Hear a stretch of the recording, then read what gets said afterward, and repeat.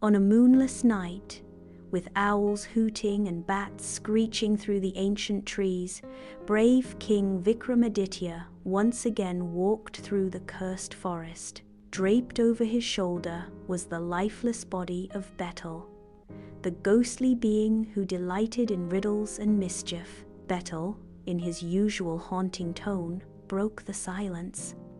"O King, you are as stubborn as you are silent, but the walk is long, so let me tell you another story. Listen carefully at the end. I shall ask you a question. If you know the answer and do not speak, your head will shatter into 100 pieces." Vikram said nothing, and Betal began. Yuhal, the two brothers and the magical sword. In the prosperous kingdom of Kanchanpur, there lived two brothers, Raghu and Surya. Though not born of the same mother, they loved each other dearly and lived together like true companions. Raghu was calm, wise, and thoughtful. Surya was fierce, brave, and impulsive. One day, as they wandered through the mountains near their village, they stumbled upon an old hermit being attacked by wild animals. Surya jumped in and fought them off with only a stick, while Raghu tended to the wounded man. Grateful, the hermit revealed he was no ordinary sage. He gave them a gift, a magical sword that would make the one who wielded it invincible in battle, but only if used for a righteous cause. "Remember," the hermit warned, "this sword will betray you if used in greed or jealousy." The brothers promised to use it wisely and returned home. The rise of a warrior. Surya, the younger brother, became famous across kingdoms. He used the magical sword to defend villages from bandits, protect temples, and help the king's army defeat invaders. Meanwhile, Raghu studied law, taught at schools, and helped villagers resolve disputes with wisdom and fairness. Soon, the king called Surya and said, "You are a mighty warrior. I wish to make you commander of my army, but the position is traditionally given to the eldest. What of your brother?" Surya replied, "Raghu deserves better than a sword. He rules minds, not lands. Give him your council seat instead."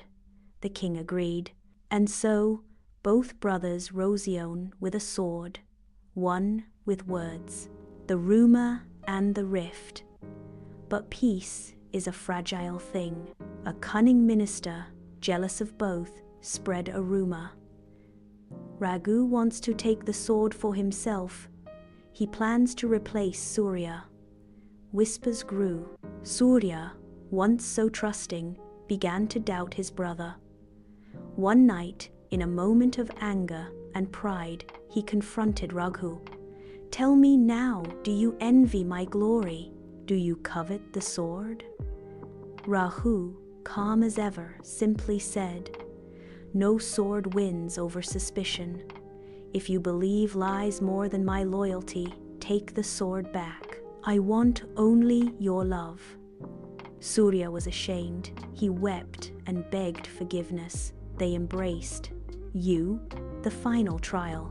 Years later, Surya was wounded in battle, and on his deathbed, he gave the sword to Raghu and said, "You deserve it more.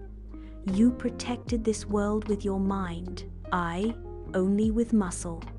Raghu took it reluctantly, but one day, a corrupt noble tried to kill Raghu to claim the throne. In self-defense, Raghu used the magical sword and it shattered. Everyone was stunned. Had the sword failed, or had Raghu broken its sacred condition? Betal's question. Betal cackled as the trees rustled overhead. "Tell me, O wise King Vikram, why did the sword break in Raghu's hands? Was he wrong to use it in defense, or had he unknowingly become unworthy?" Vikram's answer. Without breaking stride, Vikram replied, "The sword was bound not by power, but by purity of purpose. Raghu used it in self-defense. Yes, but not for the good of others. His action was driven by fear, not righteousness. The sword broke because its true strength lies in protecting others, not oneself. Even the noblest soul must remember, intent matters more than the action. Betal's escape. Betal shrieked with laughter. Ha ha ha! Well said, O king. You have spoken with wisdom once again, but you have also spoken, so I must fly. With that, the ghost leapt into the night air and vanished back to his banyan tree, his voice echoing through the woods. The journey resumes. King Vikram turned silently and retraced his steps once more, ready to begin the next riddle, the next lesson, the next story.